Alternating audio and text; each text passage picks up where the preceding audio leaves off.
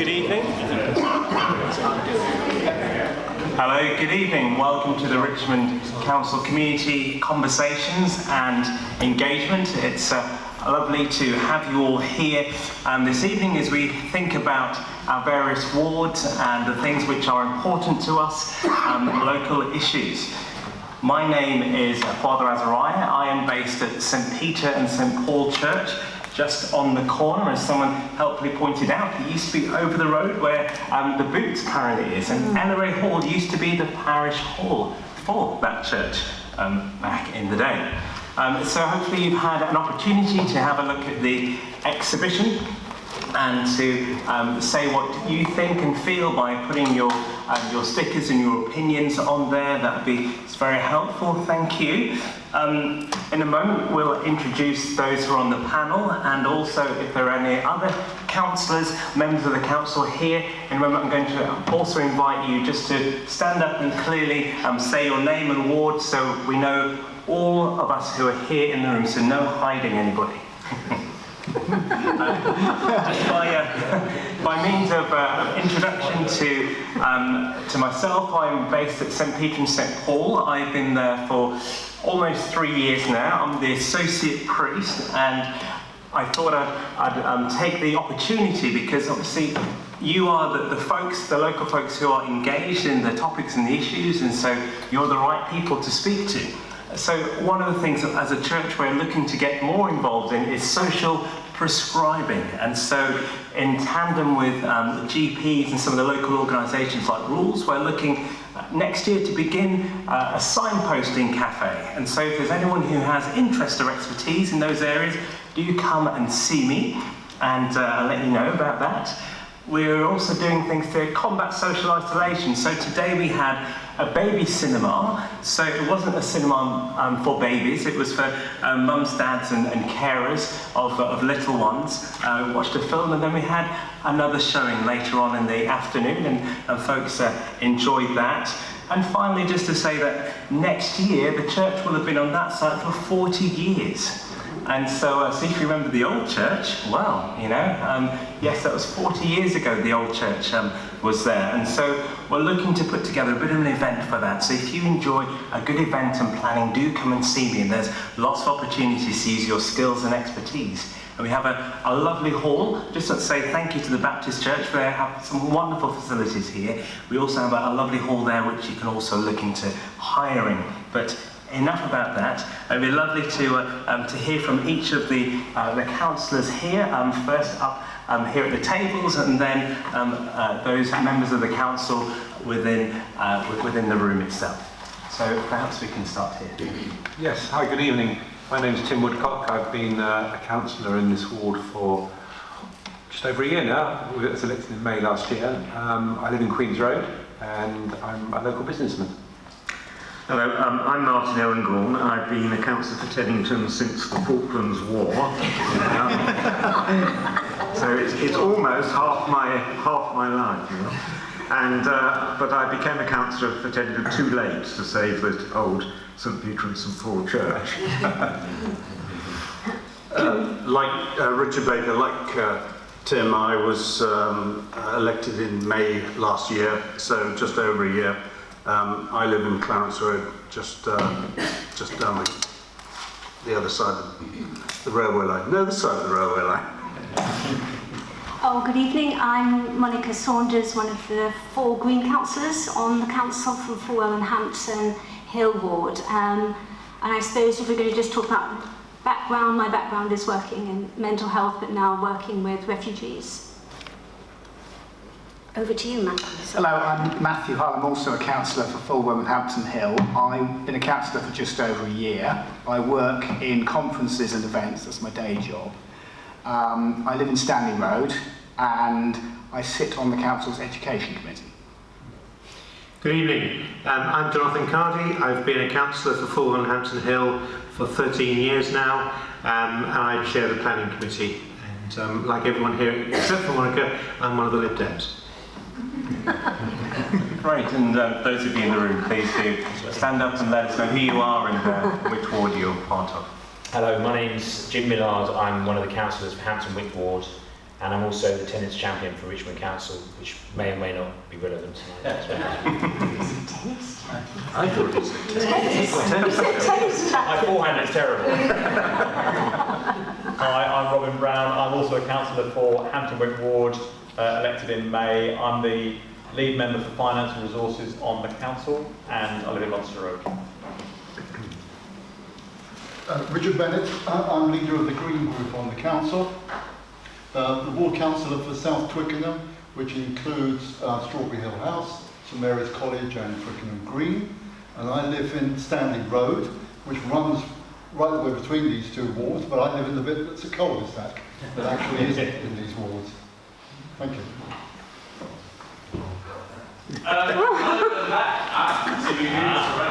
name is Gareth Roddis. I'm the leader of the council. I represent Hampton. I sit at the back, glowering menacingly at them, making sure they say the right thing. Excellent. Thank you very much. So, just by means of introduction to this is a way that Richmond Council engages with its local communities to ensure a safer, fairer, greener borough, where everyone has the opportunity to have their say. And with that in mind, later on there's going to be some questions which some of you submitted in advance, thank you, and there'll be also an open opportunity about 20 minutes or so if you have a question that you'd like to address to any of the councillors here, and I'm sure some of their colleagues will offer support if it's your particular area. These meetings are used to discuss local issues, council consultations, and suggest projects for local funding streams and the like. So it's going to be a good, clean fight this evening, and hopefully will be some spirited engagement with the topics and issues in Teddington. Should there be a sounding of a fire alarm, we're not expecting a drill, so I'd like us to go to our nearest emergency exits, and we'll be heading back through the way we came, most likely, and gathering on the green between Church Road and Walpole Crescent. My role is here as an independent chair, helping to field the questions and ensure the event keeps the time. Please do observe standard mobile phone etiquette, and let me now give you an outline of the agenda. In just a moment, I'm going to ask councillors concerned to review the local ward achievements, and then we'll have our questions, and then finally we'll have an exhibition on priority areas.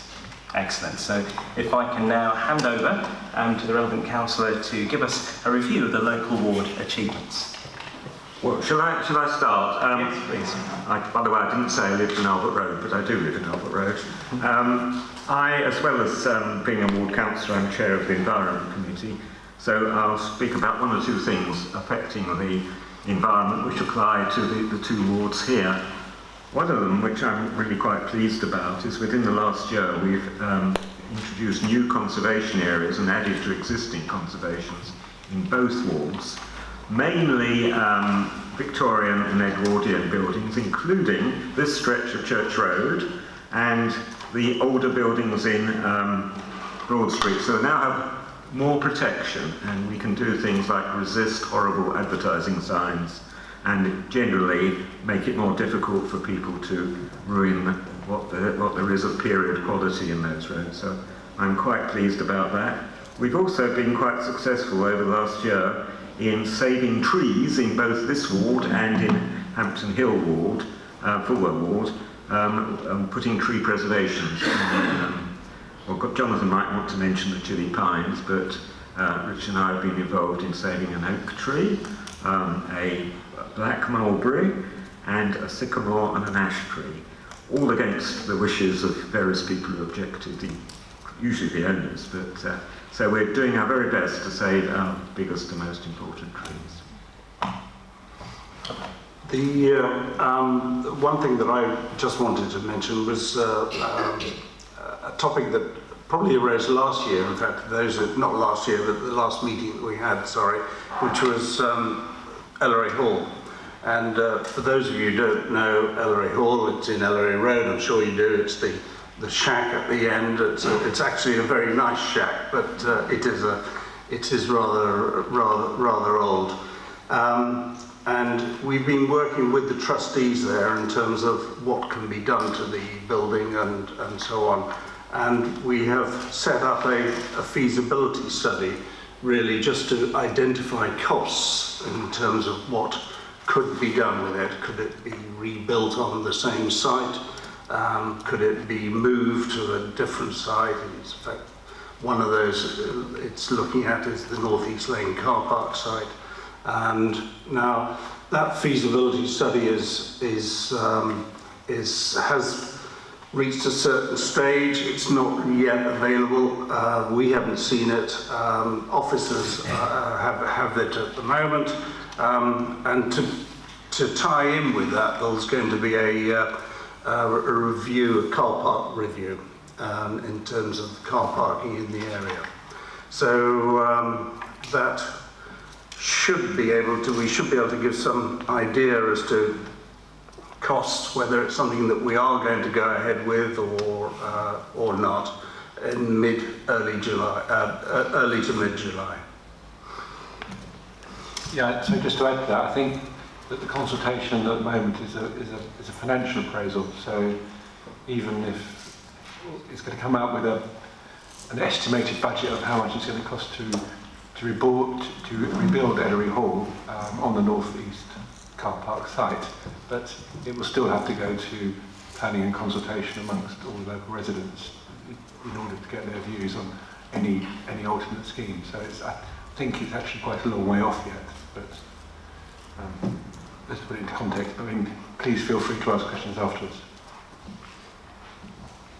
Hi, I actually sit on the Transport and Air Quality Committee. It's going to have its first meeting next month, and also on Adult Health and Social Care and Housing Committee. In terms of achievements, I mean, I don't think I achieve anything entirely on my own. It's all part of being part of a team within the ward and within the council. The key things, I think, certainly that have come up the agenda is air quality, and getting the air quality plan looked at again after the draft was kind of rejected last year. And that will be coming out soon, so we hope to see some really radical suggestions in that.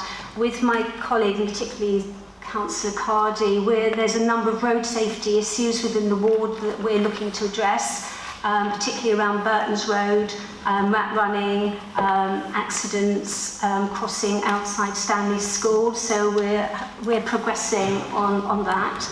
And I'll also mention, because as I mentioned, social prescribing and isolation. Two Hampton Wick colleagues sitting over there, and a few of us are involved with the Teddington project, and I don't know if people know about that, which comes under the concept of a man shed, and I know it's not necessarily PC to call it a man shed, but that's what they're called, and that seems to be progressing quite well, and I would encourage people to look it up on Facebook and see what you can...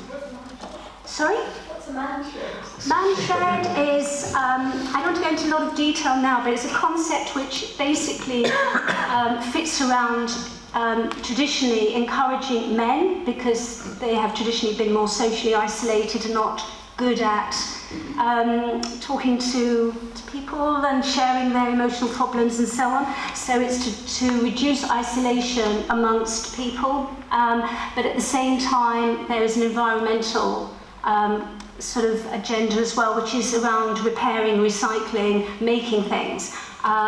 It can be more than that. It's quite an organic kind of thing, really. It can be anything, but it's basically something that's started by the community for the community. So we don't have any control as councillors on that, which is probably a good thing. And but we're involved in it and supporting it. So right, Teddington includes women as well.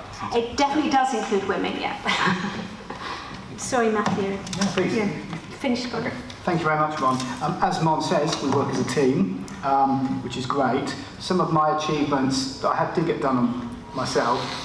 There was a broken CCTV camera on Hampton Hill High Street. I pushed to get it fixed. It was fixed. I've worked very hard on sorting out fly tipping. The junction of Stanley Road, Princes Road. It's not perfect, but it's a lot better than it was. It's improved. I got an insurance from the council that before they do mowing, they will now clear litter first, so that the litter isn't shredded when it's mowed. And the other thing I did was when the beach house in Hampton Hill High Street was, I spoke in front of the licensing committee and I got some assurances that local residents wanted, in particular where people could smoke near the beach house. And I got those, what residents wanted, I got it done for them.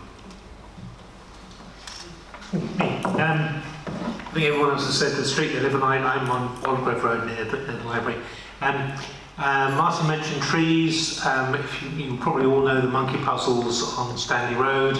We got an emergency tree preservation order on them, which I think various people here, Teddington Society helped a bit on that as well. There's also a number of bit of tree planting that's been going on.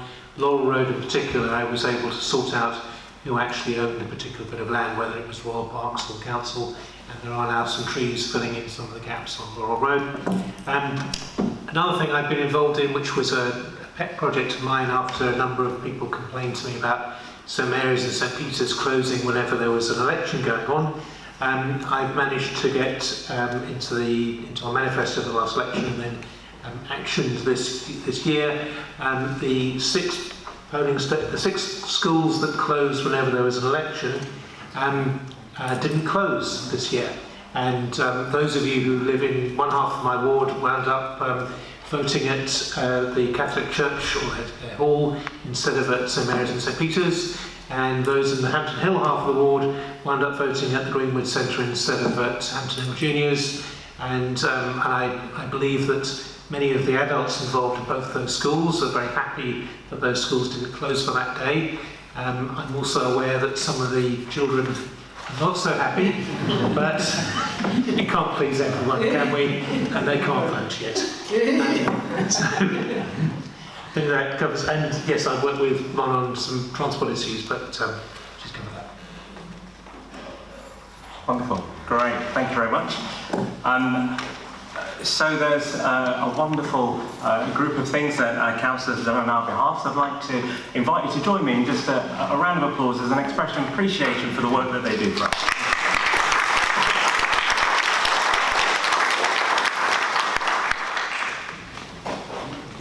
So in a moment there's going to be some questions which have been sent in already, which I'll be reading out, and then there'll be an opportunity for those of you to bring your own questions. So do take a bit of time if there's something that you'd like to voice, and can I ask that it is a question, and when you are given the microphone, if you hold it just to your chin, and then you'll be able to be heard by everybody, and that's quite necessary because the session has been recorded, and so it's important that your voice is heard by the millions of downloads we'll get after this session, that all can hear you.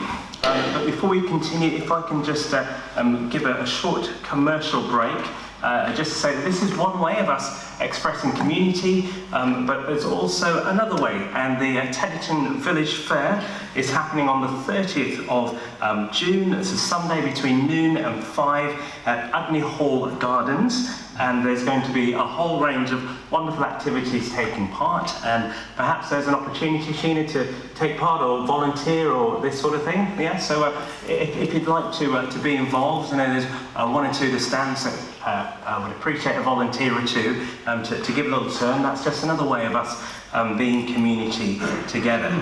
Right, let's now move on to our pre-submitted questions.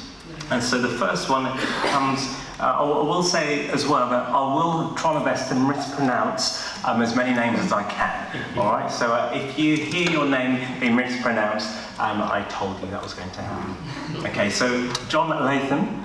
Each London borough has a commitment to house, support and help an agreed number of refugees.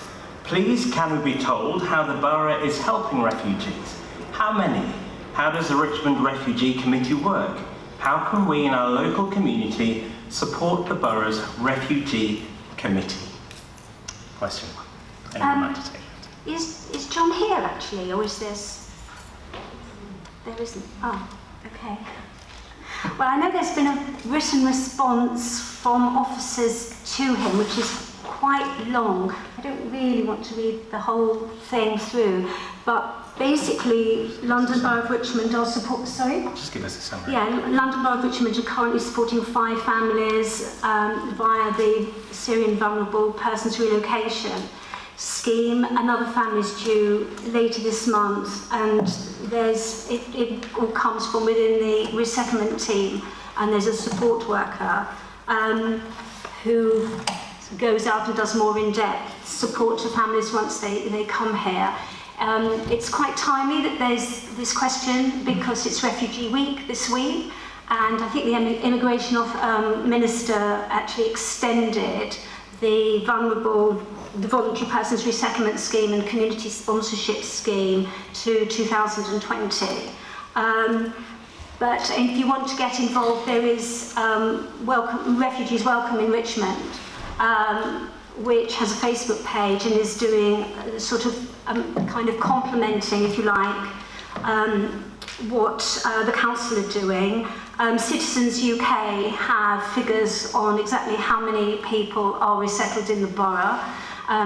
Safe Passage works within Citizens UK and they provide the legal side of things.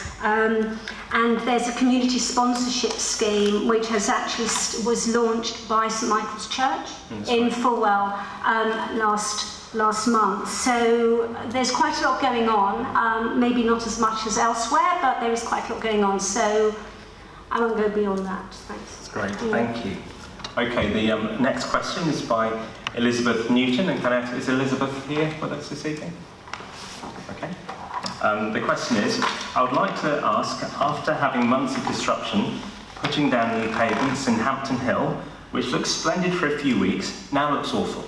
Everything shows up and marking because of the light colour. Dropped drink, food, etc. How and when is the council going to get and keep clean this new paving? It's me to answer. Elizabeth isn't here. Is there anyone else who's interested in the answer on this question? So everyone be good, okay. Otherwise, just say that first. We've had some dry weather of late until the last few days, and hopefully things will have changed in the recent wet weather. But when the scheme was put in by the last administration, there was a very generous budget from the GLA to revamp the high street and improve the quality with some very expensive block paving, but there wasn't a follow-on budget to actually maintain that and regularly clean it. The reliance was on the rain doing that for us. So this is something I'm going to have to badger my colleagues about, because that's a gap that we have to fill. I know a few years ago we did invest in a wonderful machine to remove chewing gum from pavements, and chewing gum is the real major culprit on this sort of thing. And it was a very effective thing at removing chewing gum from pavements. Unfortunately, it also removed the surface from some of the expensive stonework we had, so that machine had to be retired. So there is a problem in removal of chewing gum and staining, and I will harass various people in the council to try and get something done, particularly when we have patches of dry weather, which at the moment I hope we're all hoping will happen again soon. Great, thank you. The third question is by Sandra Green. Sorry, follow up? Can I just ask you, Jonathan, when the pavement was... Sorry, can you wait for the microphone to sorry. When the pavement was first put down, I was assured that there would be, like we have for homes, snagging, and that the moment it had been put down, that the firm that did it were going to come around and completely smooth it and clean it, because it was immediately streaked and it looked really awful. It's been ever since it was put down. And that didn't happen. Do you know anything about that? I'm not aware, I mean, this particular question is going about ongoing maintenance. I can't blame the people who installed it for the chewing gum and food stains and so on that have been late. If there are snagging problems you're aware of that are down to the original installation, I'm not aware of any, but if there are any, please drop me an email afterwards. I'm probably using the wrong word, but we were told that they would, once they laid it or it was, or they would come round and make it look pristine. I thought, I mean, though I criticised the level of expense and the concentration on too small an area, because we had expensive stuff, the people who actually did the job, I thought, did a wonderful job on there. But if there are particular problems, then please drop me a note and I will raise that for the council. Thank you. Great, thank you. Okay, we'll push on. Sandra Green says, as a regular walker in my neighbourhood, it is incredible how many households do not cut their hedges back to the edge of their property where it abuts the pavement. Some do not cut back their hedges at all. Some of those that do cut their hedges do not cut them back to their boundary. It may seem a trivial matter, however, overhanging hedges or overgrown hedges makes walking along many residential roads hazardous. It can be difficult to pass a fellow walker and extremely difficult to pass people with any form of baby transport. In fact, sometimes one has to walk in the road to pass people. In addition, you run the risk of brushing past a branch and it catching your clothes or even hitting you. With pavement and road runners greatly on the increase in this borough, the problem of overgrown and overhanging hedges is a, in italics, growing problem. Anyone like to address that question? Can we ask which ward Sandra's from? Perhaps that's the answer as to which of them. Would you live in Teddington or Fulwell ward? I live in Wardrobe Park. Right, so it's our ward. Teddington and half Twickenham. Okay, yeah, okay. Well, actually, I got involved with this 30 odd years ago when I was chairman of highways because there was a particular problem for blind people, which is a particularly hazardous for, and we did quite a promotion of pointing out this difficulty. I did actually deal with my overhanging euonymus over the weekend. So it's much like, because it's bright red, but it will be less of it this year because I've cut it back. The answer is if you report it online, the council will serve a notice on the resident, and if they do deal with it in 14 days, the council come and deal with it themselves.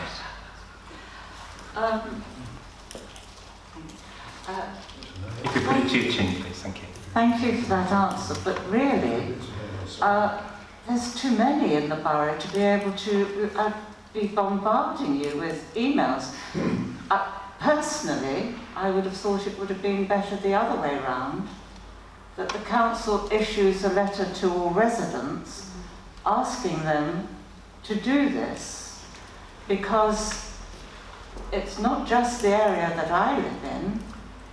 I mean, you can walk around all areas in the borough and probably other boroughs as well, and we're all being encouraged to walk, which we do, speaking for myself. And I don't think you would want quite so many emails. Well, I mean, people have different views on this, but our highways inspectors do go around in a proactive way and do serve notices on people who get very stroppy about it because people get really upset because they think it's unreasonable. I'm sure they do. So it's a difficult balance, but we'll keep a watch on it, and if you tell us about particular problems, we'll try to act on it. Okay. Right. Thank you. Thank you. Okay, if we can move on to the next, there's quite a number, so I'd like to give as much room to the floor. Charles Hickman, in spite of recent maintenance, the condition of the southern footbridge at Teddington station has deteriorated, and the non-slip tread nosing are now a serious trip hazard. Would ward councillors update Teddington residents on the action being taken to ensure that Network Rail discharge their responsibility to improve the safety and accessibility of the southern footbridge crossing the railway? Will ward councillors address these matters urgently, as they are extremely dangerous and prevent the possibility of serious accidents? Charles, thank you very much. This has fallen to me as I know the bridge particularly well, and it is, of course, a perennial problem, as you will know. Where are you? I'm here. Oh, there you are. Thanks. Richard, just one small point. The chairman read my question, but unfortunately, the two questions have been concatenated into one. I'll just repeat that. Sure. Is this on? Can I just read the? Can I just point out that the two questions that I placed before the panel, the chairman read out both as one question. Well, I think deal with the railway okay. first. All I was going to do was refer to I think It was the bridge one was first, and then you talked about the yellow lines later on. I think it's only the final paragraph that got thrown into the first one. That is correct. Right? Okay. So the bridge itself, it's owned by Network Rail. That's the first problem. It's a bridge that we have consistently, I say we, that's the council and residents, in fact, have constantly sort of pursued the Network Rail to try and either develop or improve or so on. They won't do that. We have come to an arrangement with them, and that's the council, that we will take on some of the role for maintaining the bridge. Now, that's not the overall structure, but it's just the odd little bits, you know, when the guttering starts falling, not the guttering, but the steps start falling away a bit, then they tend to look at that. So what we have ascertained is that the council are looking at working with Network Rail on picking something up on that. So they will be looking at trying to improve the bridge going forward. It'll only be a elastoplast type of approach, as it unfortunately always has been. Okay, I think we have a follow-up. Thank you, Richard, and thank you, Charles, for the clarification. Could I ask you just wait for the microphone, please. Could I ask the question, please? Who is going to pay for this work that you do on behalf of Network Rail? Because in actual fact, as a point of information, although it may seem ridiculous, it's true, Network Rail will not entertain a project under £100,000. Well, the council pay for the maintenance of the bridge and the work on it. I didn't know about that particular figure.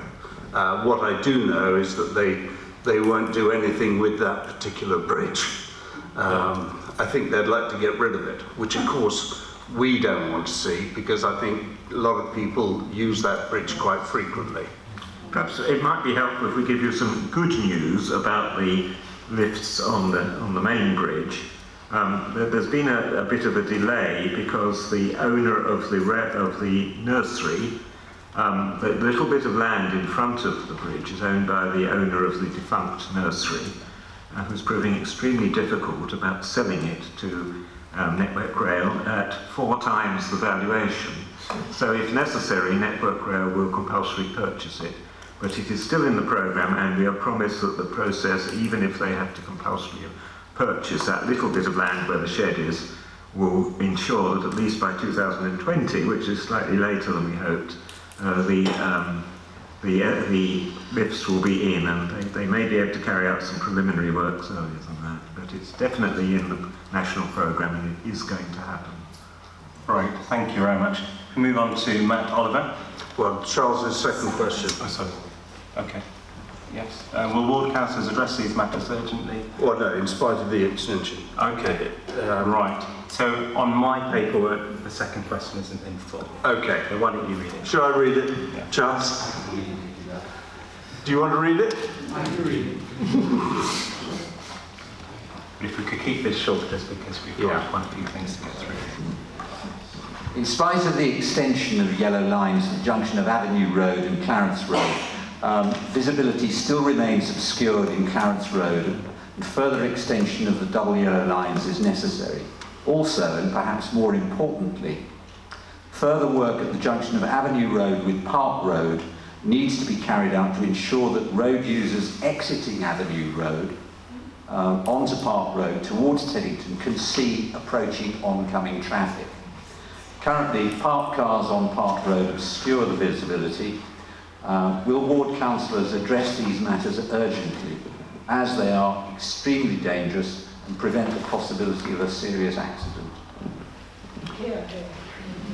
The the background to this is that, as you will know, the Clarence Road and Park Road, there was a change there, so it's easier to get out of Clarence Road. There have been accidents coming out of Clarence Road into Park Road, and that's one of the reasons why the council responded very quickly to